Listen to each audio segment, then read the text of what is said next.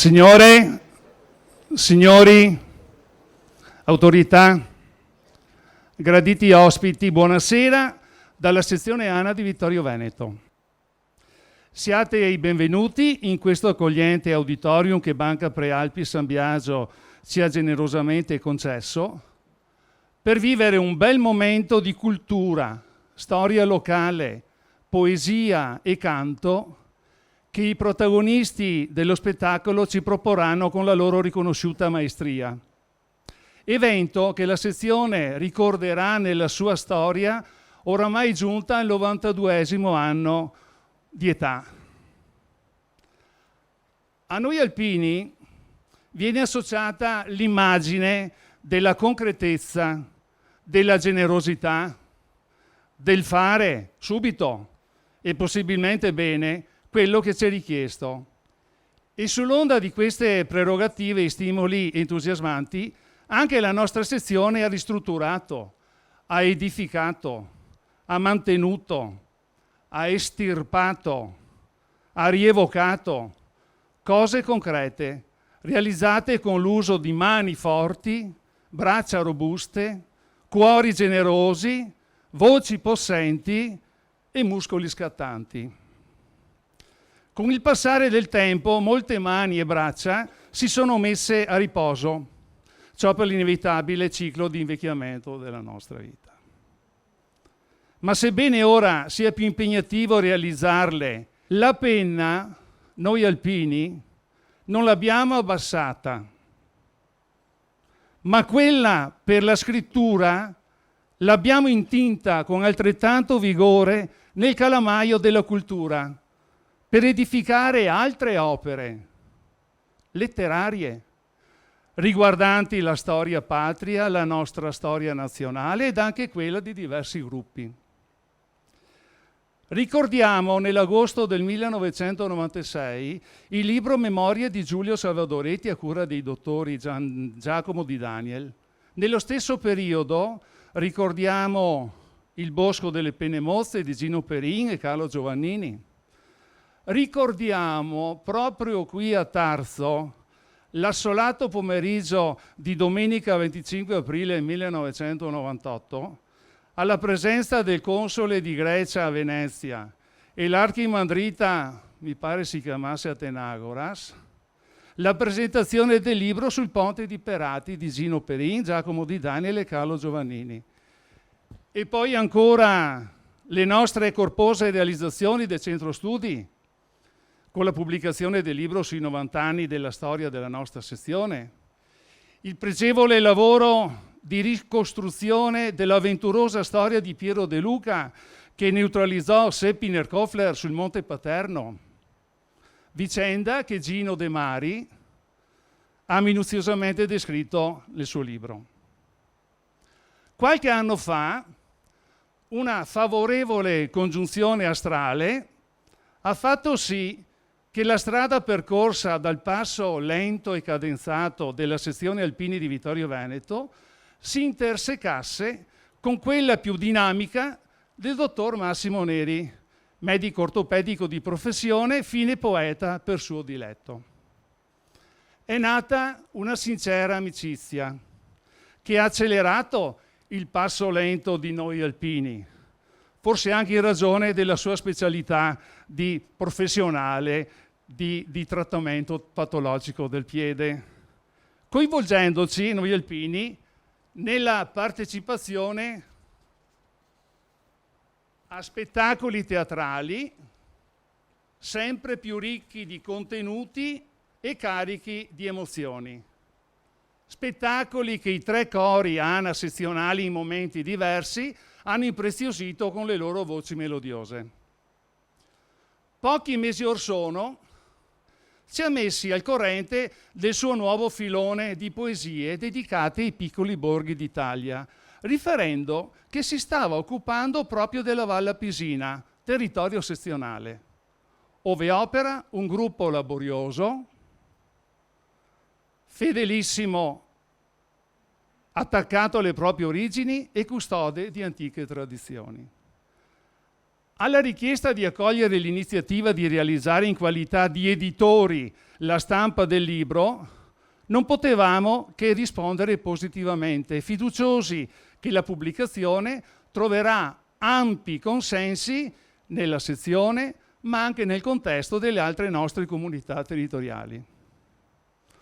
Una bella pubblicazione ricca di foto con particolari che stimoleranno i lettori a cercare il luogo o che le immagini raffigurano. Questa iniziativa culturale la associamo anche alla realizzazione di un particolare progetto che le identificherà nel tempo a futura perenne memoria. Per volontà dell'autore e dell'editore, il libro non ha un prezzo di copertina, ma viene dato a offerta libera, detta anche responsabile, quanto mai generosa.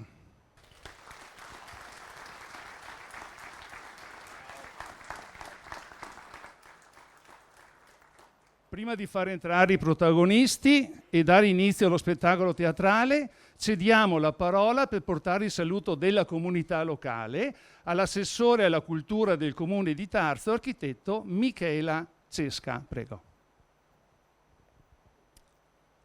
Buonasera a tutti. A me va l'onore questa sera e il piacere di portare i saluti dell'amministrazione comunale di Tarso, di darvi il benvenuto qui nel nostro comune.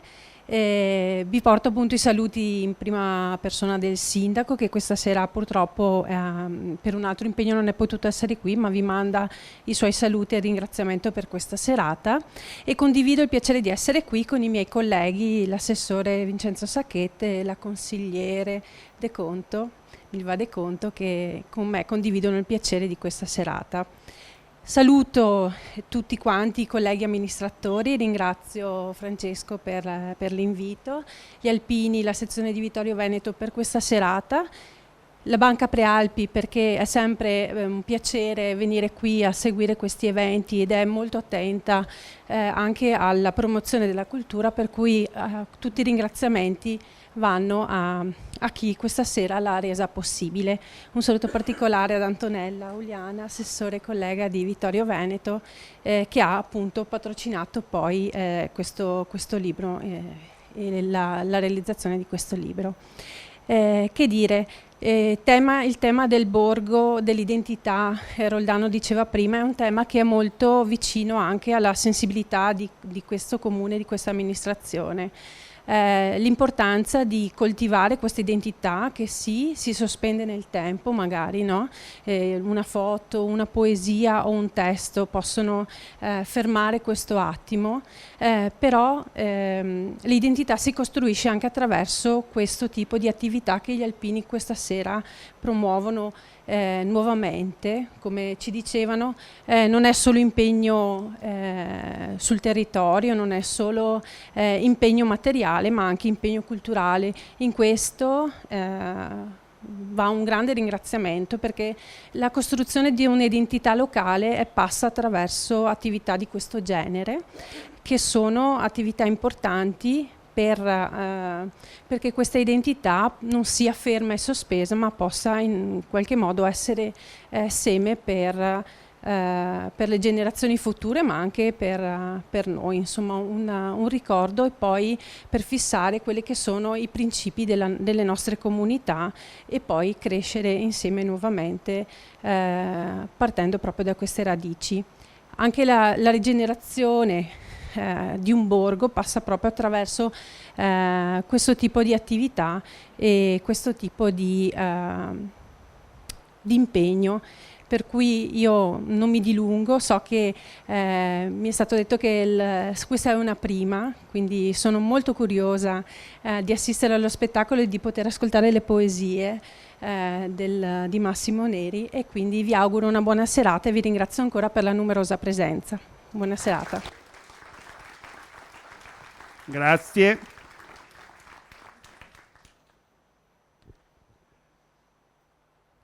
La città di Vittorio Veneto identifica con il suo nome la sezione ANA.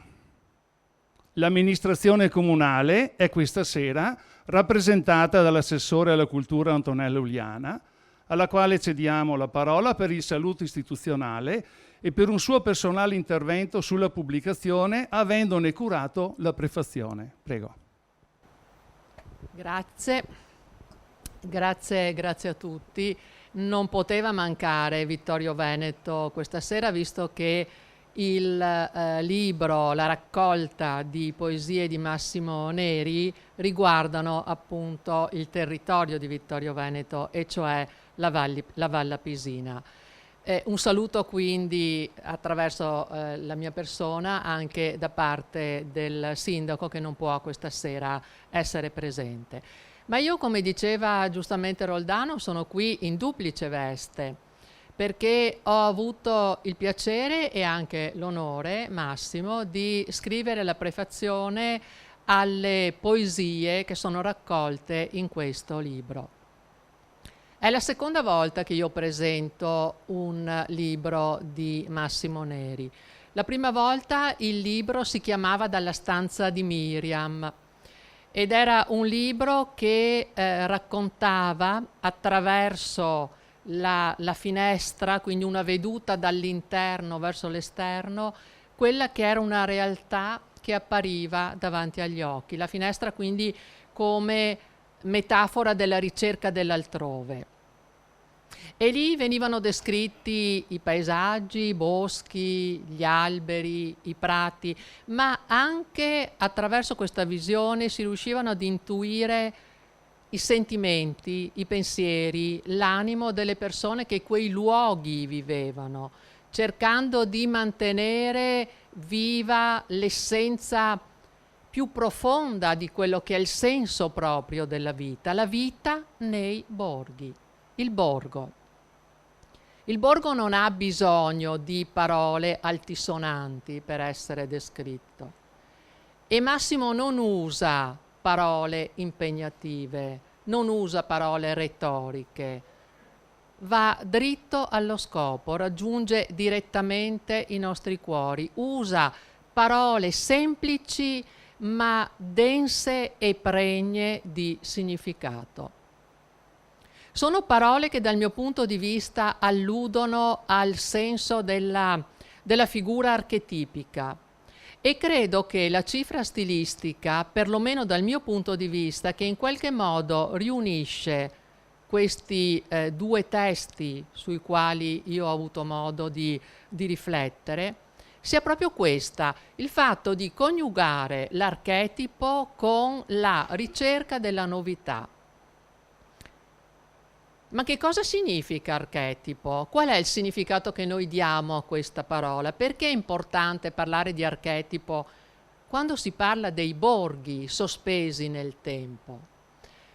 L'archetipo è quel riferimento evidente al tempo passato, alla memoria, perché il suo significato è denso, il suo significato semantico, il suo significato anche sentimentale è denso e ricco di storia, ed è quello che più di ogni altro dura all'interno del pensiero dell'essere umano.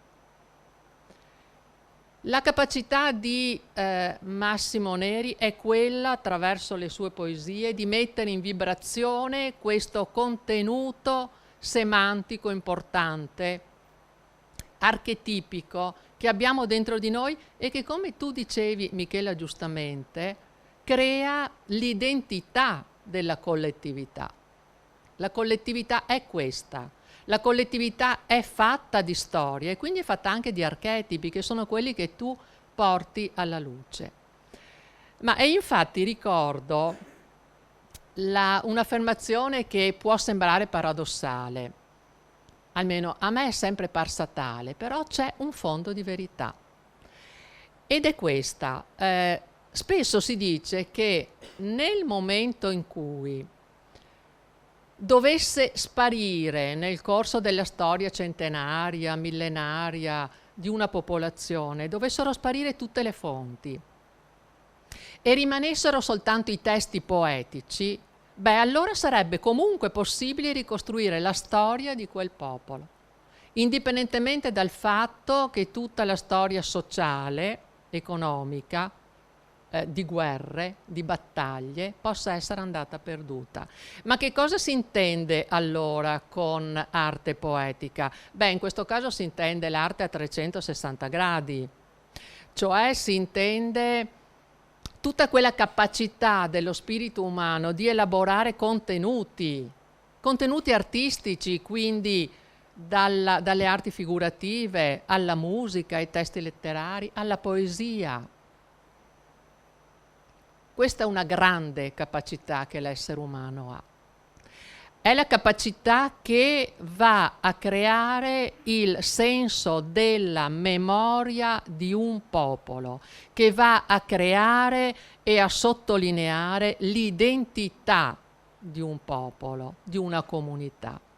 Ed è quello che viene messo in luce da queste poesie, che sono poesie semplici perché utilizzano un linguaggio che arriva a tutti. E allora io, visto che poi ascolteremo anche musica, mi permetto di fare un riferimento proprio alla musica dicendo questo. Se nelle sale di musica si suonasse soltanto Schoenberg e i suoi figli, beh, probabilmente i teatri sarebbero vuoti. C'è bisogno di una cultura che parli, che comunichi, che usi le parole che tutti usiamo. E sono le parole usate qui da Massimo Neri. Sono parole che non vanno alla ricerca della preziosità, eppure sono preziose perché rappresentano e sottolineano degli aspetti importantissimi. La poesia, le poesie che sono raccolte in questo libro parlano di una manciata di chilometri intorno a Vittorio Veneto, la Valle Pisina appunto, una valle fatta di boschi, di prati, di laghi, di corsi d'acqua, di coltivazioni, di vigneti. La città è lontana e ancora più lontano è il fiume caro a Massimo Neri e sacro alla patria, il fiume Piave. Avventurandosi in questi paesaggi, perché qui Massimo Neri viene a contatto con la realtà di questo mondo, ne conosce profondamente il territorio, fatto anche di persone e di storie. E venendo a contatto di questo mondo, utilizzando quella che è un'altra delle sue passioni, e cioè la fotografia, lui scatta le foto e poi all'interno del suo studio le medita. Ed è lì che nasce l'ispirazione, la creatività e la poesia, che in questo libro viene accostata appunto alla foto. E voi vedrete come le foto e le poesie vanno a cogliere degli aspetti minimi, ma io credo che sia proprio la capacità di chi è perfettamente a conoscenza di essere una parte del tutto, quella di poter fissarsi su un dettaglio. E sono i dettagli quelli che emergono. Una porta rotta, una finestra che sta per cadere, una scala vecchia, una chiave arrugginita. Tutti questi elementi sono delle sineddochi, sono delle parti, ma sono dei simboli, delle metafore, della ineluttabilità del percorso dell'esistenza umana, ma anche della fragilità di un territorio.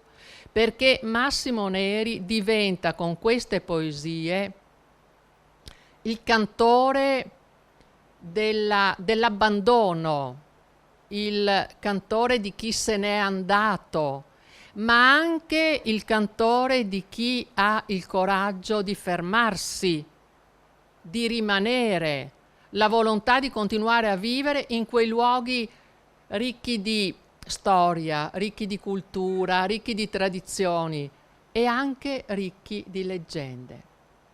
Ecco, la parola, come vi dicevo, che è una parola che si collega appunto al simbolo, all'archetipo, ha una grande importanza all'interno di questo libro, perché la parola è in quest'epoca sempre di più sommersa dal magma della comunicazione di massa e rischia di perdere il suo significato.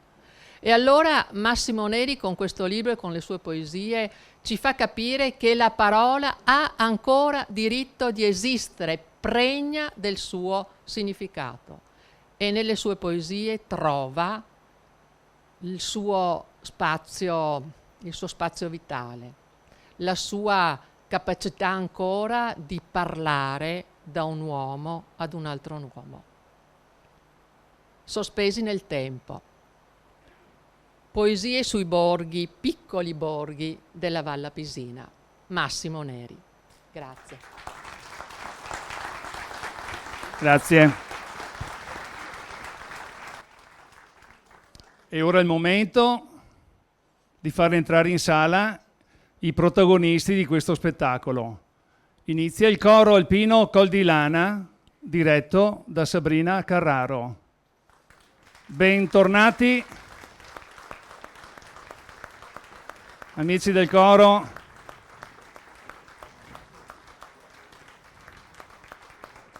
Eccoci qua.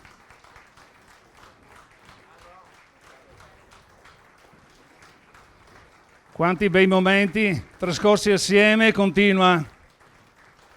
E la storia continua. Con il coro Col di Lana, gli attori Maria Grazia Di Donato, bentrovata, bentrovata, ed Enzo Samaritani, menestrello, bentornato Enzo. La maestra Sabrina Carraro. Possiamo iniziare.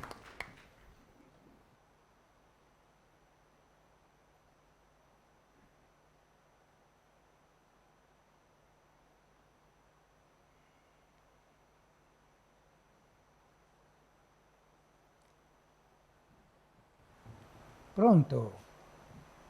Ciao Gianni, come va? Dove sei di bello? A Parigi. Però, no, io sono appena rientrato dalla Val Pisina e stavo rivedendo le foto dei borghi.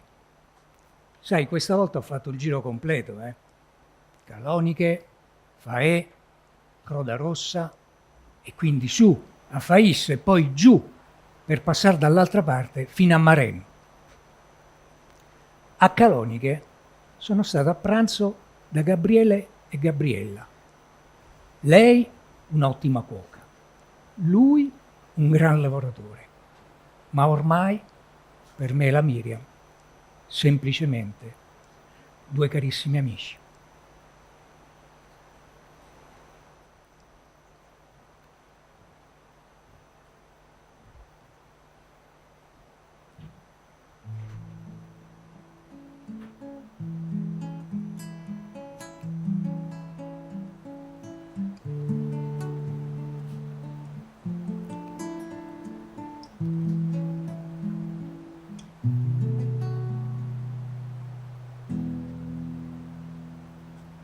Strada tortuosa, immersa nel bosco, raggiunge pian piano il borgo di sotto, dove del mondo senti solo il borbotto d'un'opera moderna che io ben conosco. Se passi in autunno o in inverno inoltrato, sol due persone ti par di vedere, un uomo e una donna che per vero piacere han fatto quel passo da molti invidiato. Il vento accarezza le brevi giornate passando leggero o a volte irruento sulla piazzetta e sulle case affacciate. Non è di certo un luogo banale, ricco di luci e di grande fermento, ma un posto speciale che sembra irreale.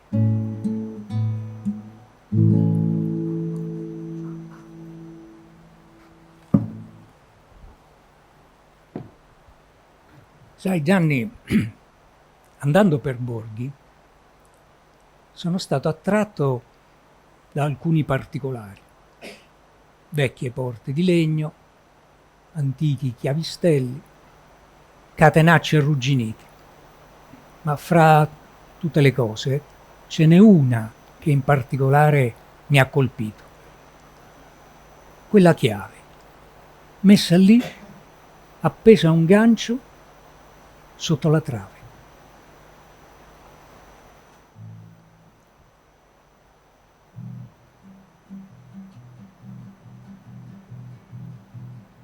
Appesa là, in alto, al solito posto, sul ferro uncinato dal tempo corroso, aspetti che giunga quel dito nodoso che per decenni lassù t'ha riposto.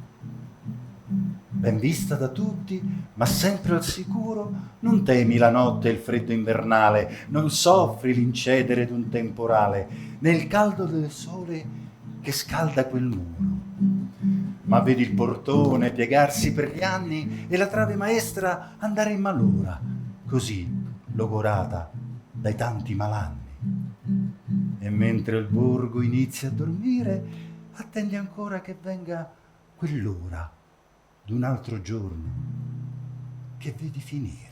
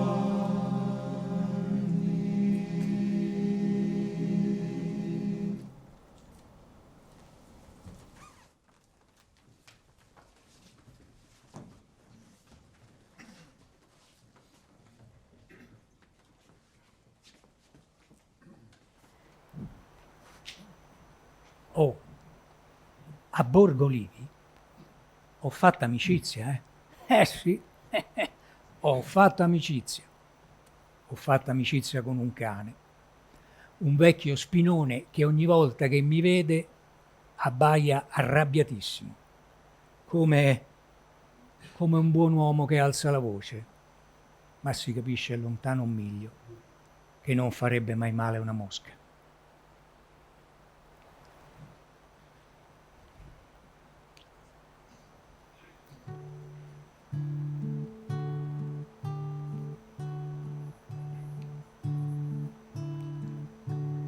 Casa desueta della vecchia contrada, con il portone col vetro spaccato.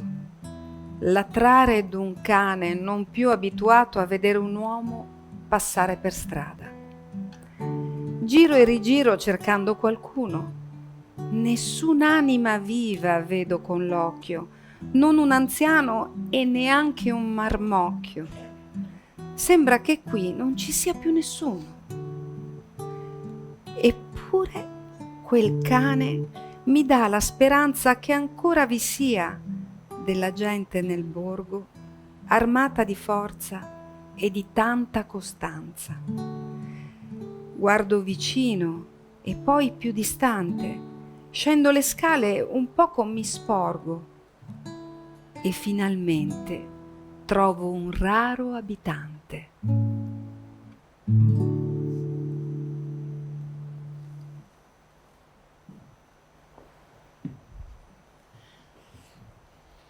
E a Marennes ho conosciuto Carla, un'anziana simpatica signora con la quale la prima volta che ci siamo incontrati mi sono fermato a chiacchierare mentre rientrava dall'orto.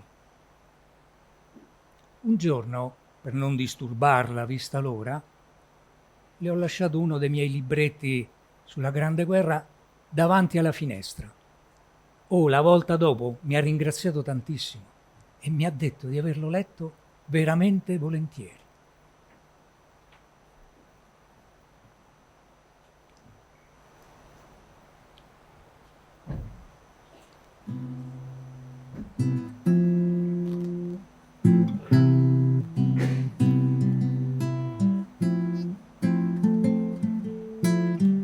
Fra le case datate, girando stamane, vedo dei muri e un vecchio camino, la piccola chiesa col convento vicino o quel che di esso ancora rimane. Poi scorgo figura d'anziana signora uscire dall'orto, piegata dagli anni. Gentile mi parla dei tanti malanni e di come nel borgo vive tuttora, con le sue cose, i tanti ricordi di un'esistenza a lungo vissuta, senza patemi,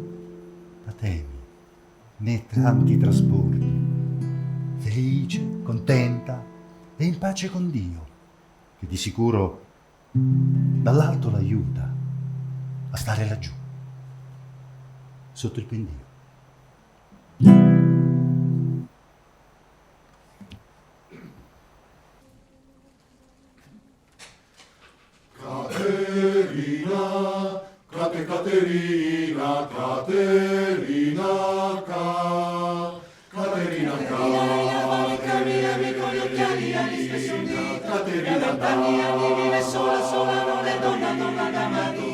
Colleziona bambole di stoffa, ago e filo sempre fra le dita, mano sotto il mento ripercorre piano la sua vita. Caterina, collane di conchiglie, sembra lì se perde che si fa le meraviglie. È la terza di 9 sorelle, prima il collo la sua catenina, piange quando pensa a Buenos Aires alla sua Argentina. Quando la vita si nasconde dentro questo vecchio cuore, quanti occhi ha visto questi occhi stanchi di parole. M'è rimasto un po' di tempo, m'è rimasta ancora un po' di luce, prima di dormire cruciverba il segno della croce.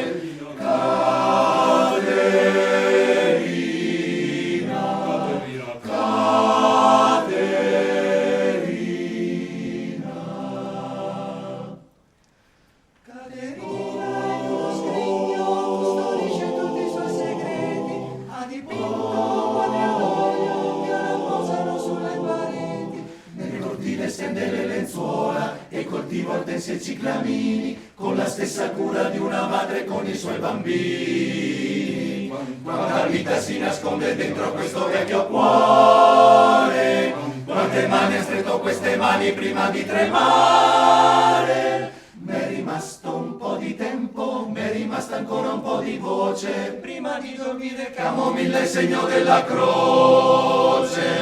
M'è rimasto un po' di tempo, m'è rimasta ancora un po' di voce. Prima di dormire camomilla è segno della croce.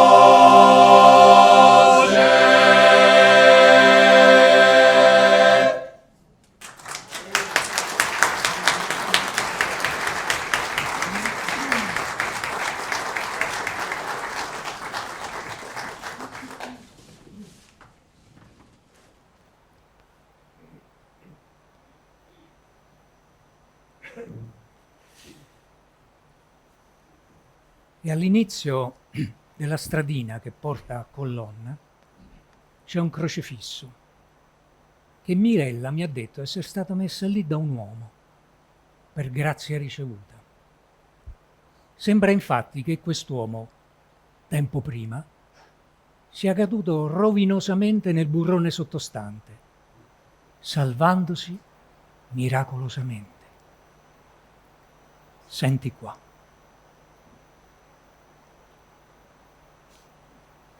Mentre cammino,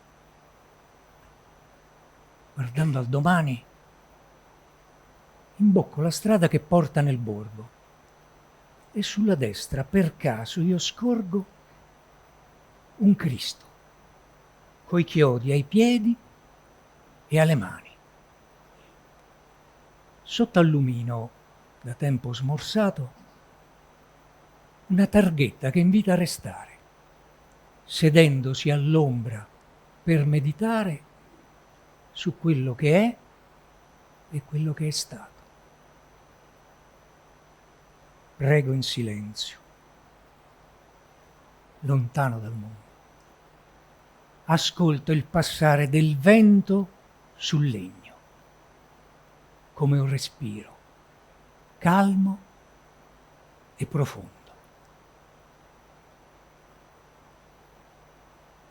Un segno di croce, un breve saluto e la promessa che al cielo consegno di ritornare in quel luogo sperduto.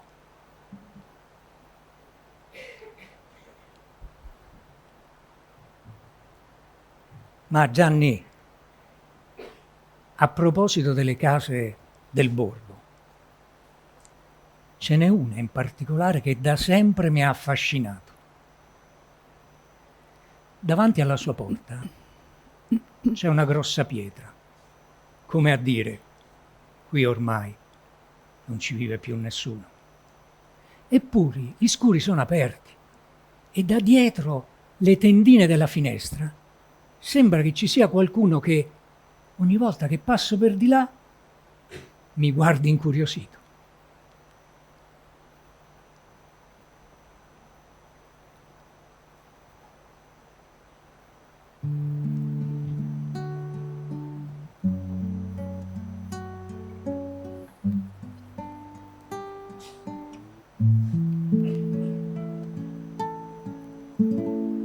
Le tende sui vetri d'una casa elegante, gli scuri fissati con lo spago sul muro, assi di legno a render sicuro l'incedere allegro di qualche poppante.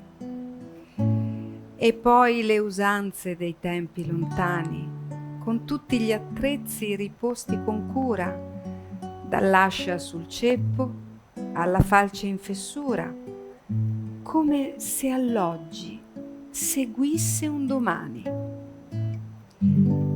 Ma di quel giorno si son perse le tracce, tanto è passato che anche chi è vecchio degli abitanti non ricorda le facce.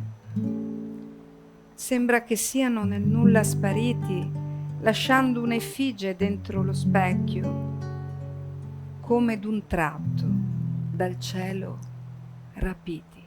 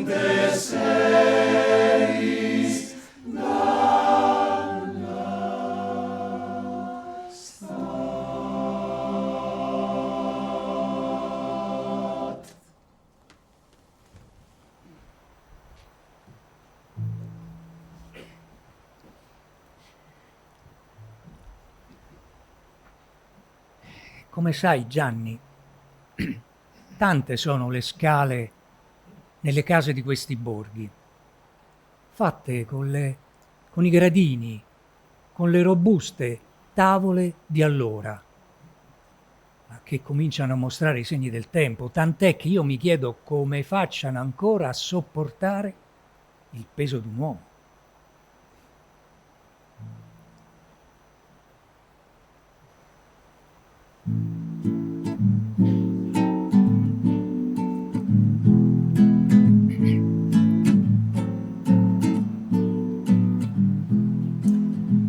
Gradini di un legno che sembra infinito, corroso dal tempo e dalle stagioni, sferzato dal vento e dagli acquazzoni, arso da un sole che s'è fatto accanito. Scala che sale per giungere infine a quel ballatoio sorretto dai travi, dove s'affaccia la stanza degli avi, con dietro gli scuri le belle tendine, tracce d'un viver duro ma quieto, fatto di cose non altisonanti, ma d'uno stile sobrio e concreto. Ricordi d'un'era che or non c'è più, lasciati a chi vede con occhi sognanti e ai passi assennati che portano su, su, su.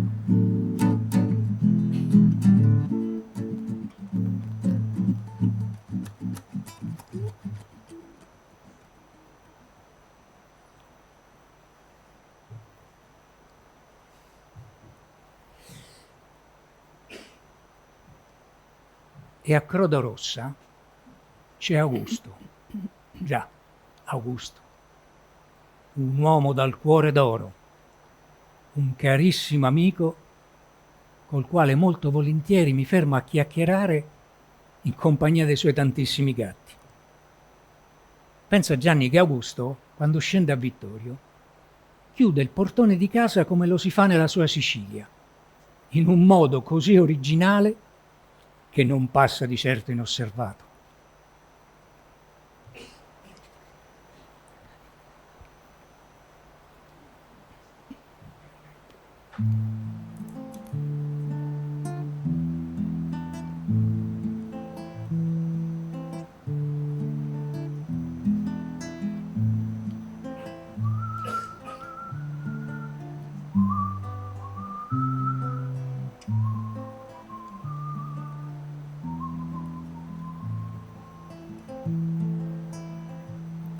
In una radura sul fianco del monte, 3 piccoli gruppi di case abitate da poche persone, assai riservate, che vivono in pace, lontano dal fronte. L'uomo canuto dell'ultimo maso volge lo sguardo guardando laggiù, pensando a come è arrivato quassù, passando di qua quasi per caso. Della città non rimpiange il clamore, la gran frenesia del mondo attuale, i lunghi stradoni col loro rumore. E quando esce per andarsene al forno, sulla sua porta vi lascia un segnale. Or non ci sono, ma di certo ritorno.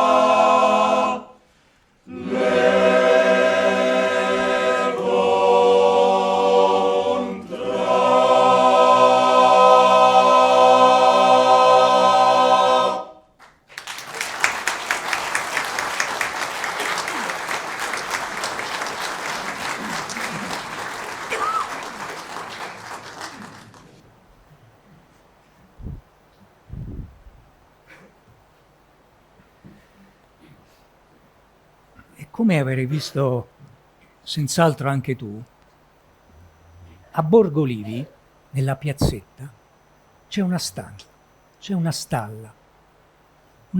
che sembra cristallizzata nel tempo, come se stesse aspettando che, come tutte le sere, rientrino le mucche dal pascolo. Ebbene Gianni, questa immagine è stata la prima, la più intensa fonte di ispirazione per questo mio libro sulla Valla Pisina.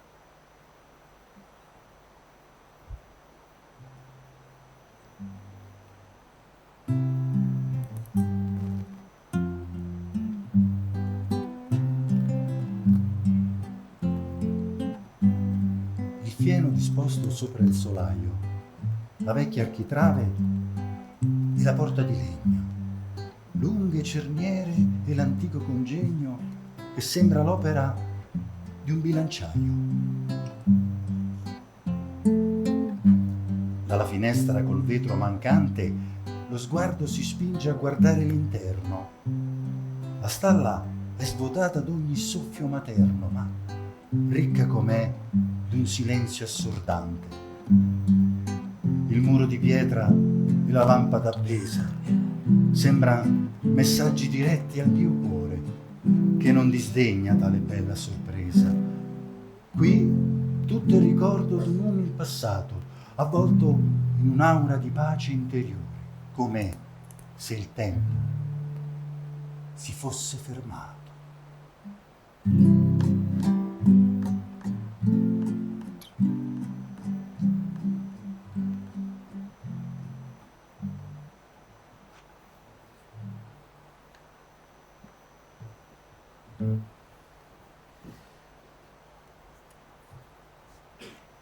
E dietro casa di Augusto, al limitar del bosco, all'incrocio dei sentieri, c'è un capitello votivo, dipinto di bianco, con all'interno un'immagine sacra protetta da una grata di ferro.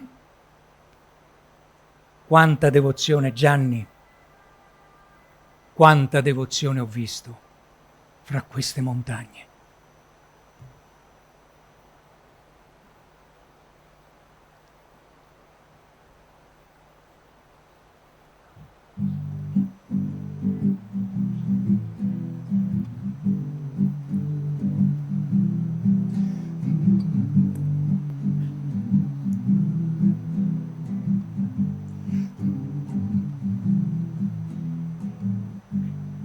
Dietro le case del borgo accogliente, lo sguardo si ferma su quel capitello, dove una donna col suo bambinello trova un riparo dal gelo imminente.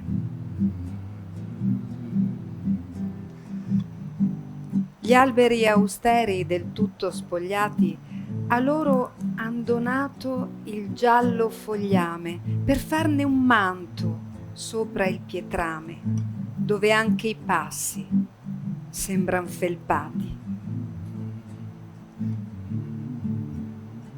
Un attimo indugia il raro passante a guardar dentro nella nicchietta, quasi a cercar quell'aura pregnante. E or che la strada s'è fatta più stretta, la mente s'attarda ancora un istante, nel placido tempo che qui non ha fretta. Stiamo diventando grandi.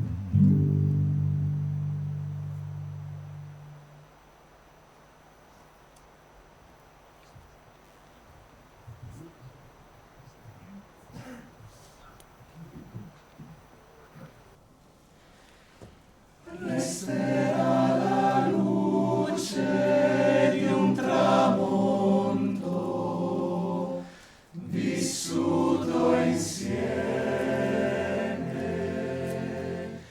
col canto delle campane dei nostri borghi.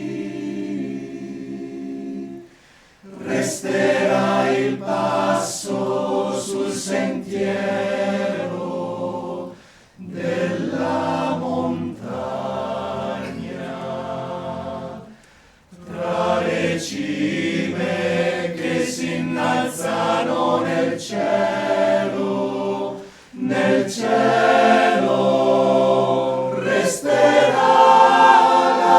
voce melodiosa dei nostri cuori dal vento trasportata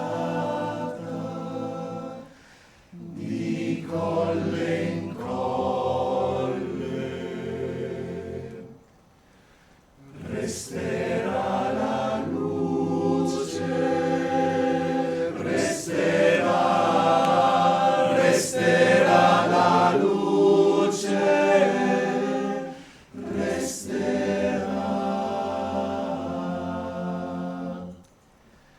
a far splendere come perle le nostre lacrime di figli immensamente.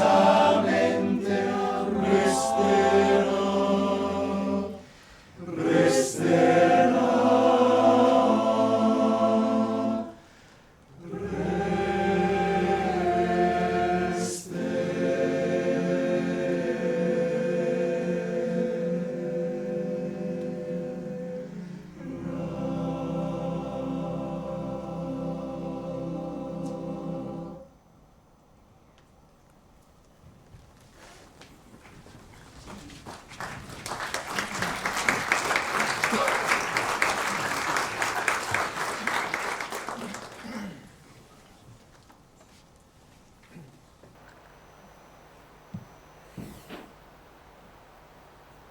In fondo alla strada bianca, prima del ruscello, c'è la casa di Lino. Lino di cui ricorderò sempre la commozione che gli ho visto negli occhi quando, la prima volta che ci siamo incontrati, gli ho letto la poesia su quest'angolo di paradiso.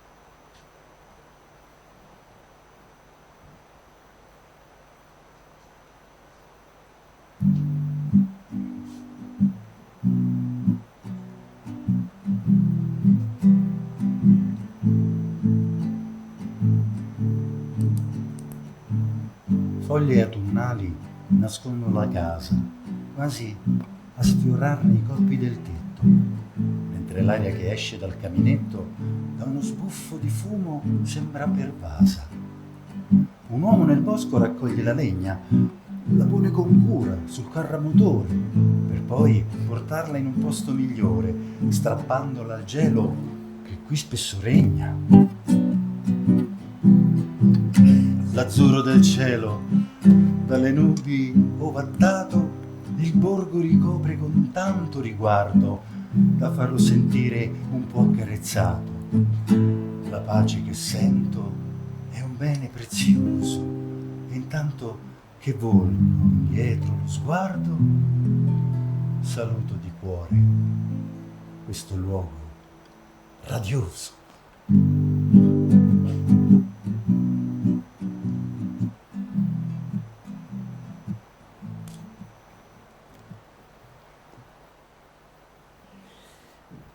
Oh Gianni, quando ho fatto la curva e ho visto l'insegna, non credevo ai miei occhi. Un'osteria nel bel mezzo del nulla. Eppure in questo luogo Raffaele e la Luisella hanno fatto la scommessa della loro vita. Scommessa che, conoscendoli ormai molto bene, vinceranno certamente.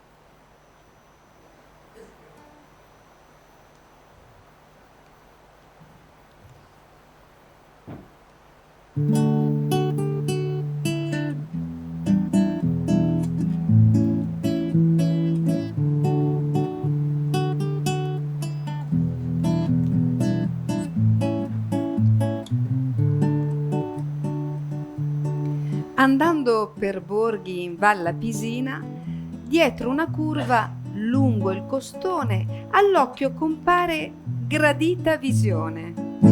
Un'osteria! Con pur la cucina.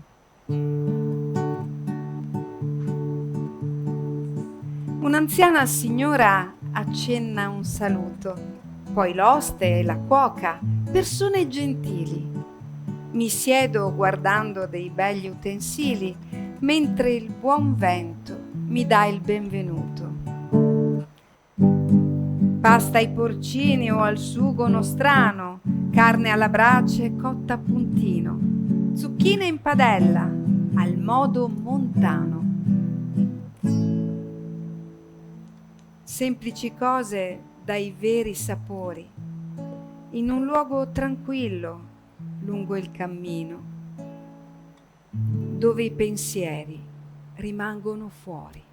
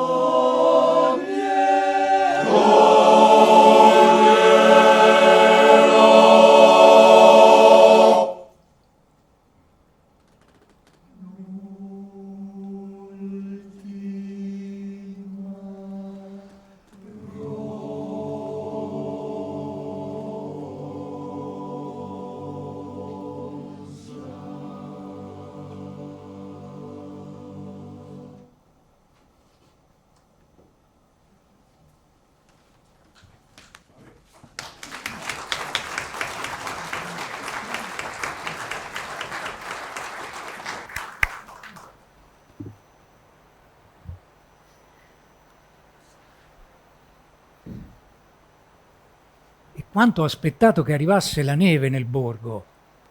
Oh, la neve, una volta era una cosa normale che ci fosse. Adesso invece con tutti questi cambiamenti climatici è diventato un evento quasi eccezionale. Tant'è che bisogna cogliere il momento giusto. Ma per fortuna io ho le mie vedette che mi hanno avvisato prontamente. Così, alle 6 di mattina, sono partito per vedere che scende la neve sul borgo fatato, avvolge le case in un tenero abbraccio e come zucchero dentro al setaccio sui tetti si posa in modo garbato. Dolce la vita di chi vive quassù, nel bello spettacolo della natura, che ogni giorno e senza premura dona a ciascuno qualcosa di più. E anche a me, che son forestiero, l'ammirar questo intenso candore ha dato un regalo di cui sono fiero. Il dispensar solo un po' di calore a chi questi posti li ama davvero, tenendoli vivi nel fondo del cuore.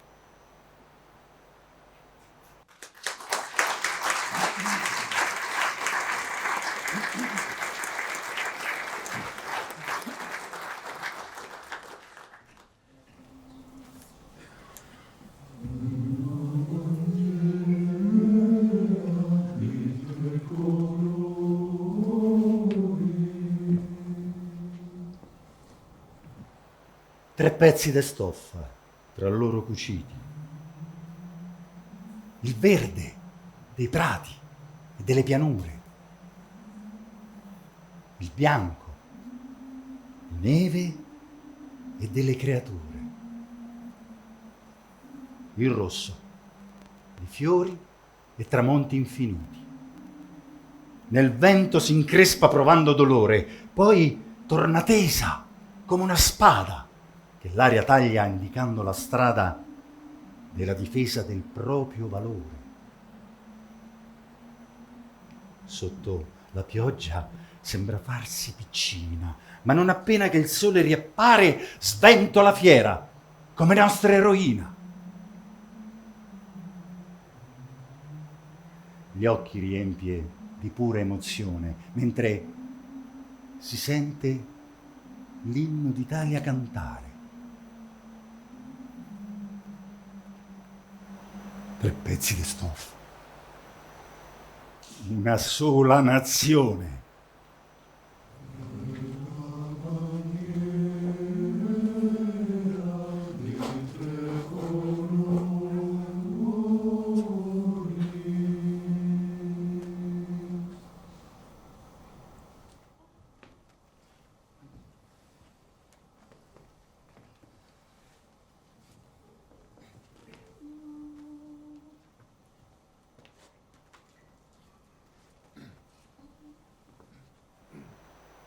Oh Gianni, adesso devo andare, ma ti lascio con quest'ultima poesia, l'unica che non c'è nel libro sulla Valla Pisina, ma che potrai sicuramente trovare stampata nel cuore di tutti noi. L'altro giorno l'ho portata a Fais, al monumento, con una promessa di far tornare il tricolore a garrire nel vento.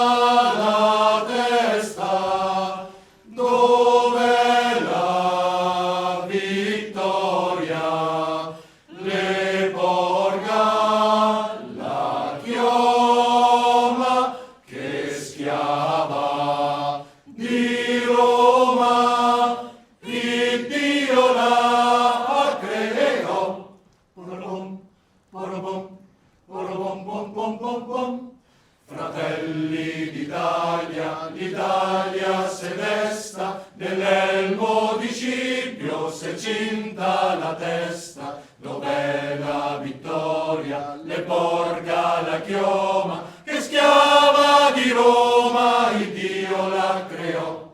Stringiamoci a coorte, siamo pronti alla morte, siamo pronti alla morte, l'Italia chiamò. Stringiamoci a coorte, siamo pronti alla morte, siamo pronti alla morte, l'Italia chiamò, sì!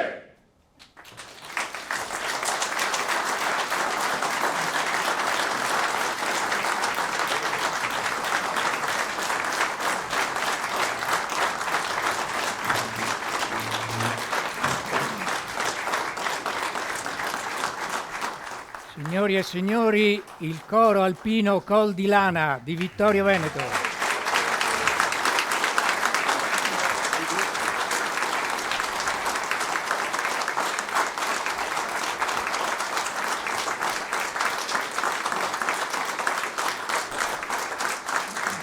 Diretto da Sabrina Carraro.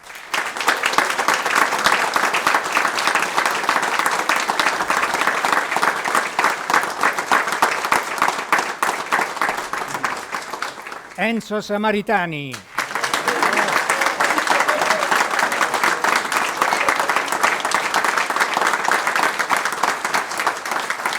E Maria Grazia Di Donato.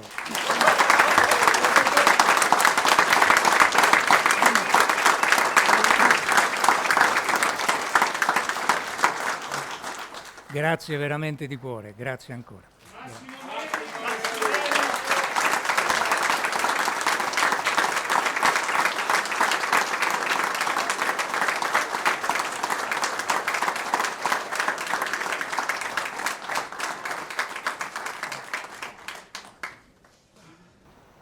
Buonasera, non è facile riprendere la parola dopo una serata così emozionante per i contenuti e i valori espressi. Io entro davvero in punta di piedi solo per ricordare la preziosa collaborazione tra la sezione ANA di Vittorio Veneto degli Alpini e poi Banca Prealpi San Biagio, l'associazione di mutuo soccorso Noi per Noi, che insieme creano queste occasioni di incontro e di aggregazione nel nome del sapere. Darei subito la parola al mio presidente Flavio Salvador, che porta appunto un saluto, un benvenuto, anzi un saluto finale ormai di Banca Prealpi San Biagio e di Noi per Noi. Prego.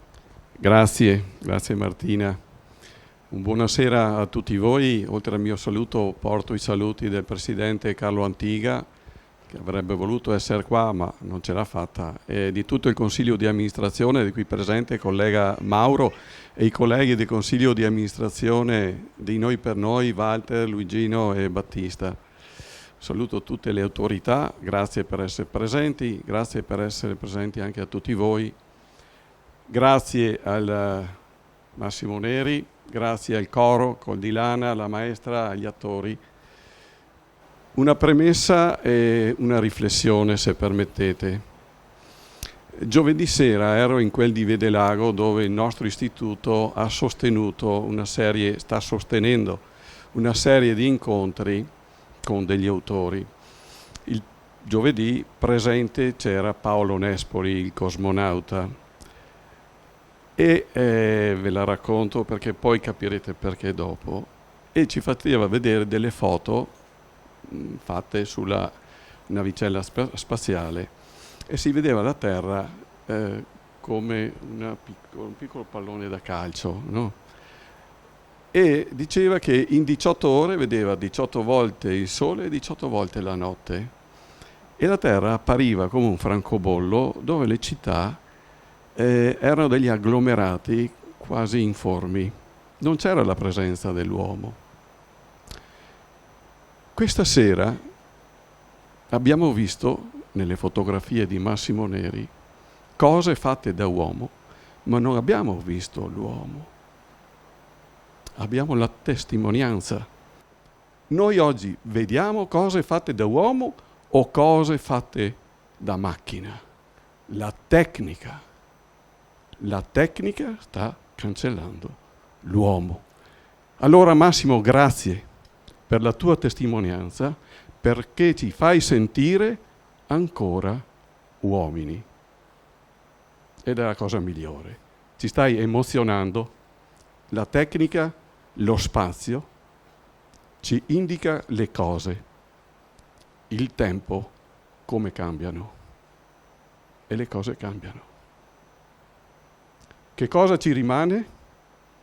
ci rimane le emozioni, ci rimane i sentimenti e ci rimane l'amore. L'amore che stasera abbiamo sentito nella tua opera, nei canti del coro Condilana e nelle parole degli attori. Io vi ringrazio ancora. Grazie a tutti.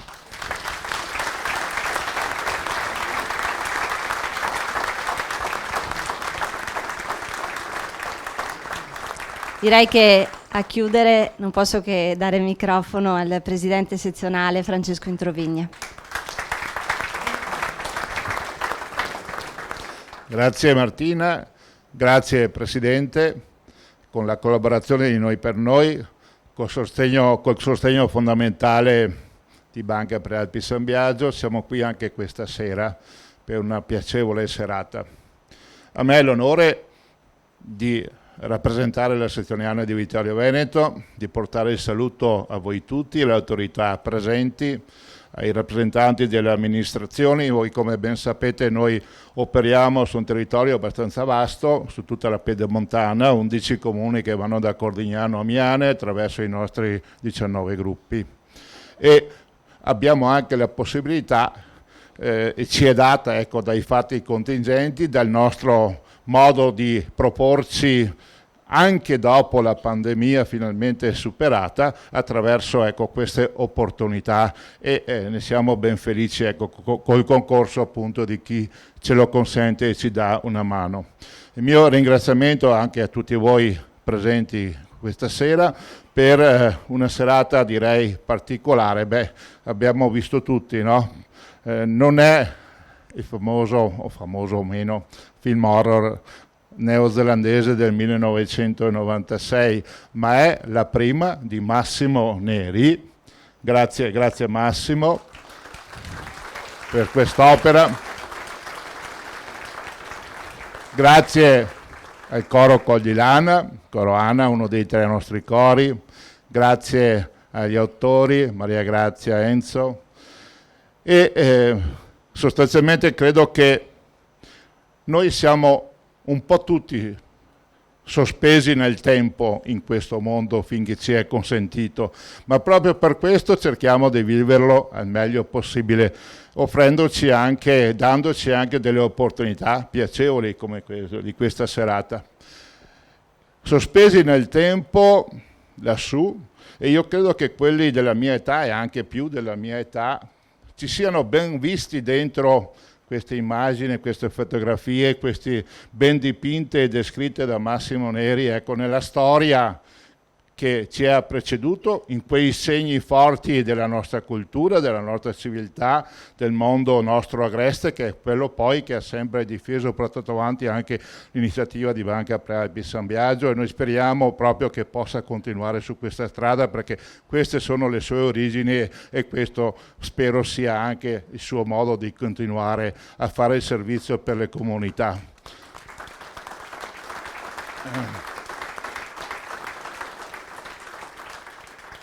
Ecco, detto questo, io ripeto, vi saluto tutti, non prima di aver ringraziato, permettetelo, anche i miei alpini, non solo quelli di Sala, ma anche quelli del gruppo di Tarso che si prestano per queste attività. Un saluto particolare, permettetelo, al Presidente Emerito Angelo Biz, che dopo mesi e mesi è tornato con noi. Grazie. Dopo quel che ti ha colpito, insomma, da cui sembri perfettamente guarito, quindi grazie. Noi continuiamo fin tanto che possiamo, abbiamo le forze sulla strada che i nostri avi, i nostri predecessori ci hanno insegnato a percorrere. Grazie ancora Presidente e grazie ancora a tutti voi. Grazie Francesco. Con gli alpini siamo sempre in buone mani, abbiamo il futuro assicurato. Speriamo.